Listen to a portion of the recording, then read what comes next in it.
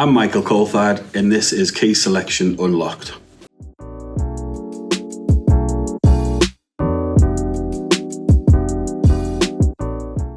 I help businesses to stop hiring the wrong people. I introduce top professionals into companies where culture is an enormous part of what the business is about. But I always look to break down processes and expectations within the clients that I work with to be able to pop in place a manageable process to introduce the people into the business.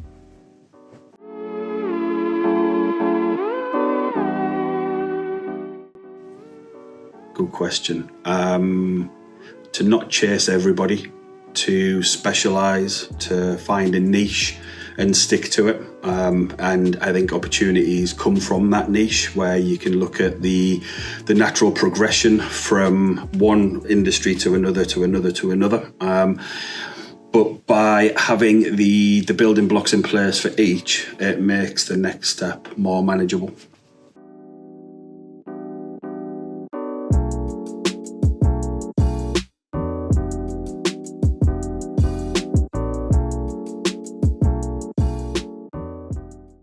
Particularly with the energy sector, it's such a big industry. It's very broad, it's multifaceted, it's like a big jigsaw.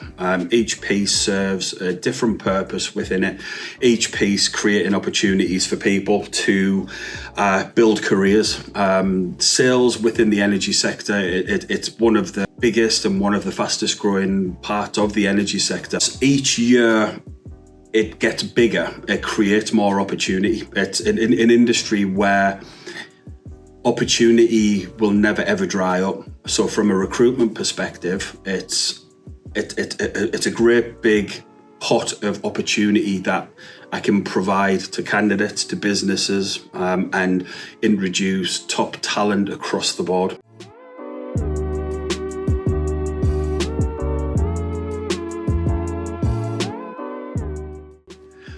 Politeness doesn't equal clarity. The US market is very straightforward. It's very ask a simple question, get a simple answer. There's no dancing around multiple or hiding behind multiple emails, multiple phone calls. It's very, very straightforward. It's very to the point. You ask a question, you get your answer. It's very much an A plus B equals C.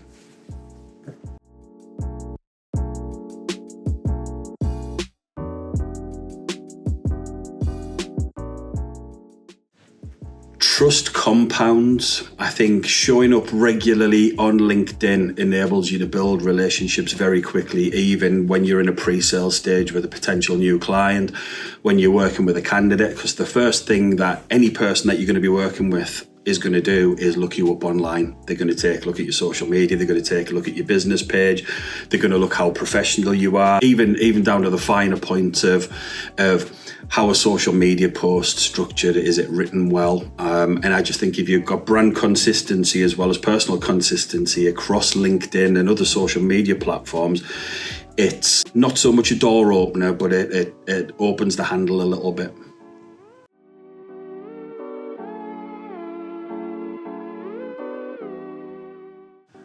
This is going to be a controversial one, and I expect to hear from multiple people about this, and I know who.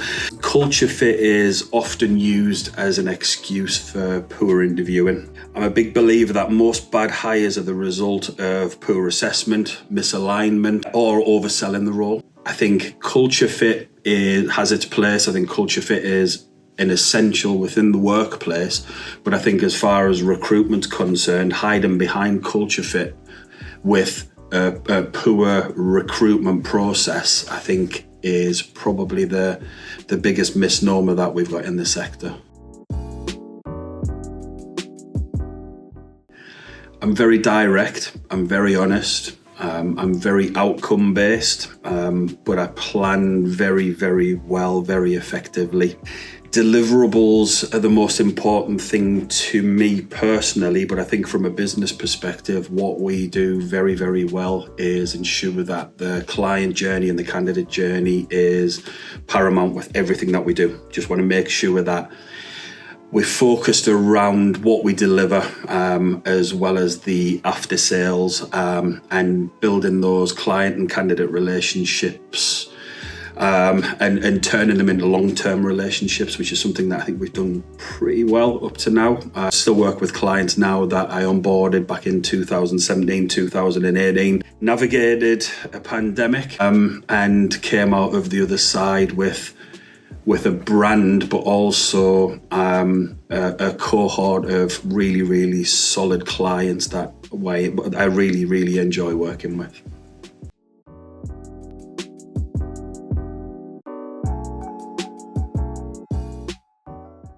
When I first came into recruitment, speed felt productive. I managed to onboard a lot of volume roles, particularly within sales, where I'd overcommit and not so much under-deliver, but probably didn't align candidates to roles as well as I should. I think there was a lot of splattergun approach where I looked to please everybody by throwing as many candidates over into a role as I could without looking at actually the line of best fit. Progressively over the last few years, I've come to the conclusion that the whole round peg, square hole approach to recruitment doesn't fit. And I think particularly after COVID, I think making sure that quality over quantity is the better approach.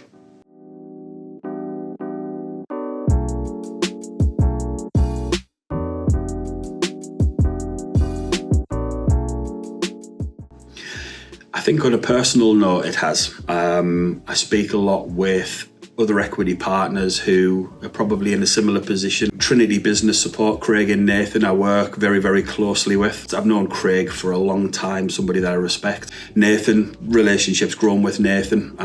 We share an office. We've got a nice facility where we can work collaboratively. Outside of our own office, I speak regularly with several other EP partners. Nathan Pardo, up at Pardo Ray, got a lot of time for, a lot of respect for. And I think when you join Key Selection, understanding that there's a network within the group, I think is really, really valuable. Everybody's there to support everybody, and it's an opportunity to look at how other people do things, how they deal with the challenges, but how they also deal with the successes and the journey, how they get to that. And I think if you can take some learning from every one of them, I think you become more of a tangible product that is gonna grow.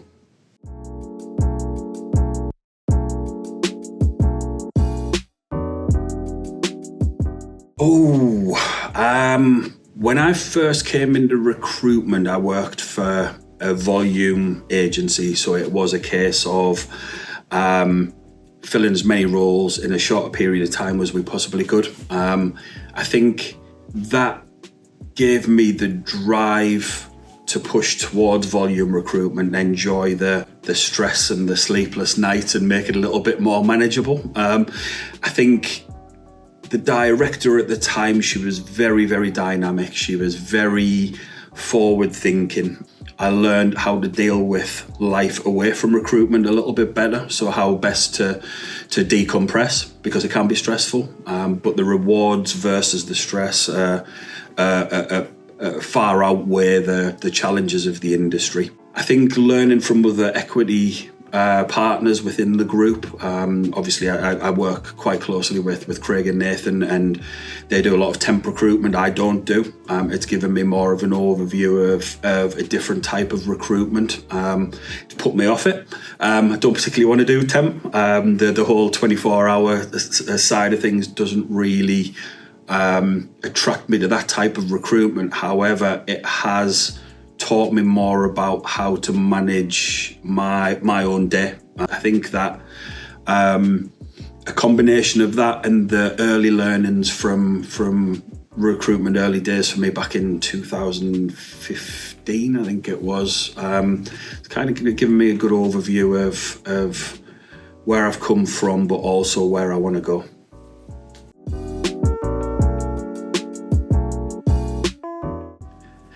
It sounds cheesy, but everything. I was aware when I joined Key that I already had an existing business. A lot of equity partners that come into Key Selection are brand new. And I wanted to treat it like I was new, that I was new to recruitment ownership and being a director of a business, because I wanted to learn as much as I possibly could from the different people within the group.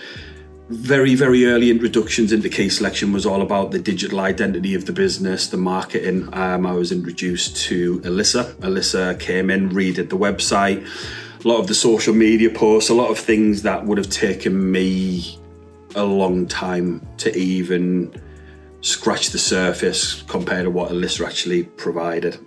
That was the really important one, because it wasn't a brand new brand setup. It was taking a brand that was already there and making it better.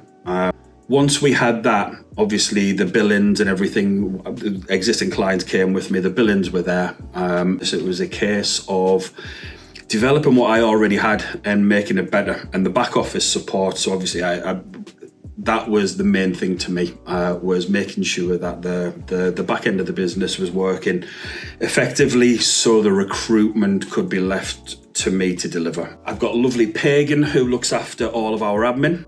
Mel Debenham, absolutely fantastic, came in and she understood what I wanted to achieve from day one. And I just think that the support that I've received from Mel at director level within Key Selection was essential.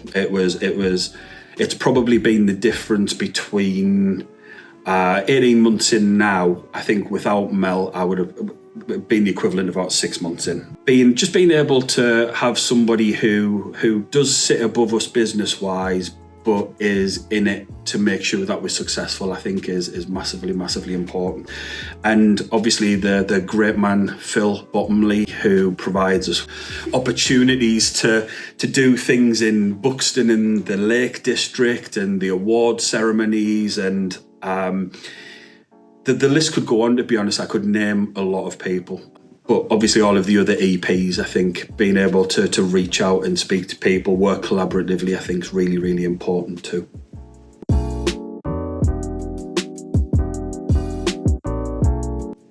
What people say they want and what people respond to are quite often different. I'm a big believer in patterns mattering more than promises. I think that we need to be able to predict what we want to do, where we want to be, look at the patterns around success and replicate them. And I think if you kind of follow that through into life away from work, it does help, particularly when you work in recruitment and we all know the demands of the job and what it entails, and the fact that it's not a 9 to 5. It's just so important that we can relate what we do at work to what we want to achieve in our personal lives as well.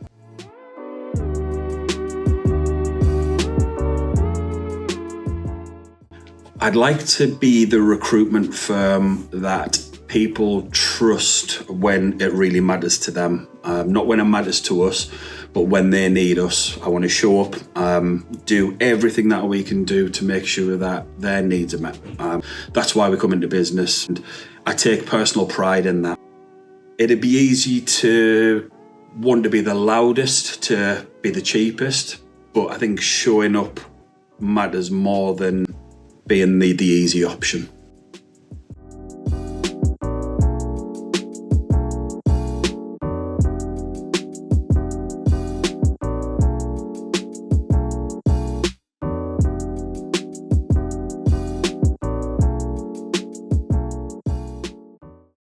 I'm not doing the whole. I think he did. I think he's doing this.